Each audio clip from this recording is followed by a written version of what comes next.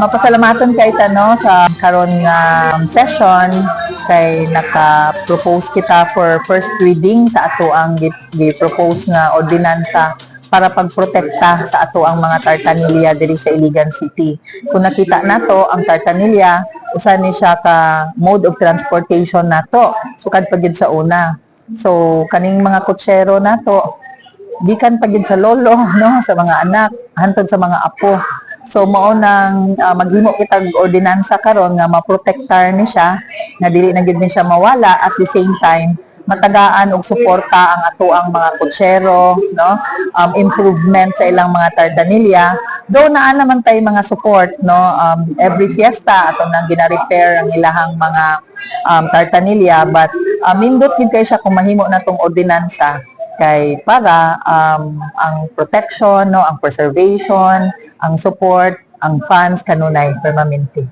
So inviting everyone no sa ato ang first public hearing karong August 15 at 1:30 in the afternoon diri sa Sangguniang Panglungsod. Hapit na ang atong fiesta no sa Iligan, gitawag na tong Tourism Month no, especially ato ang Dayandi Festival. Mao gid ni siya ang ato ang selebrasyon no, pinaagi pagpasalamat no sa ato ang mahal na patron Senior San Miguel nga mo'y nagprotekta kanato. So daghan kaayo gihan-ay nga mga activities ang ato ang Tourism Office, ang ato ang chairman karon si Dr. Darwin Manubag ang ato ang chairman, then ay daghan mga members o makita nato nagsugod na og ang mga lain-lain nga mga activities no naghan-ay na.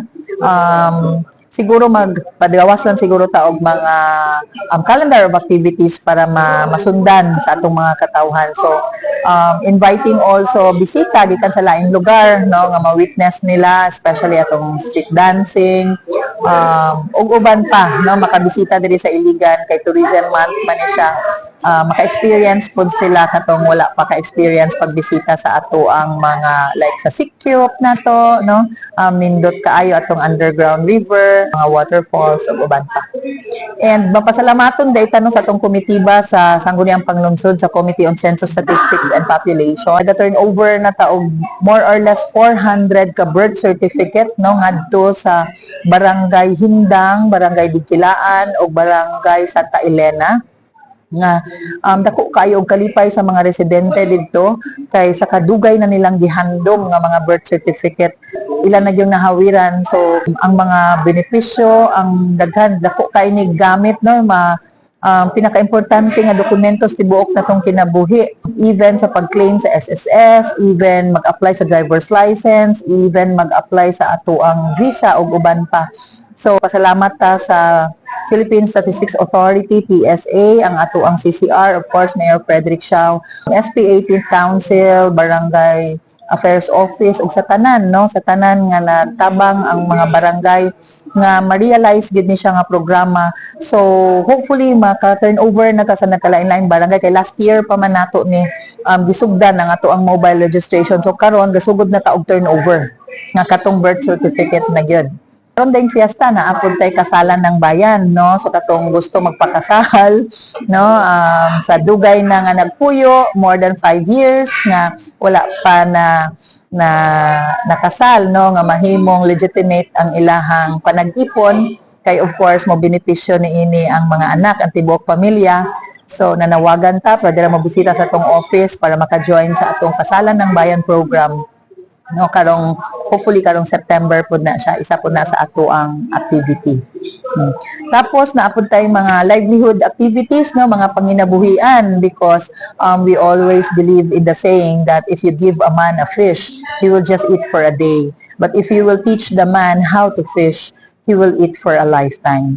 So mo na atong mga programs karon na atay mga trainings and seminars, nakahatag tag mga starter kits, mga ginagmay nga puhunan, hatag og mga kahibalo no, kay di man na mawala sa ato kung unsa atong mahibalaan. So pwede na mo bisita sa atong office or sa ato ang CDLO office para paghatag og request kung depende sa interest no.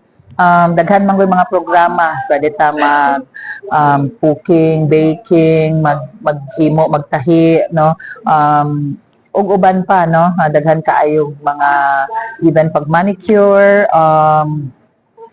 daghan mga naghatag ko tag mga cart kaning diri sa Tibanga, kaning Boulevard, no? Katong mga vendors gipang tagaan sila mga uniform nga mga carts para nindot kay every weekend magbaligya na yung mga activities. So, panginabuhian, no? Income para sa ato ang mga igsuon pod na walay mga trabaho, pwede sila makapang negosyo. So, kinsa kung interested pod og mga trainings and seminars, pwede na pod maka-request sa atong office.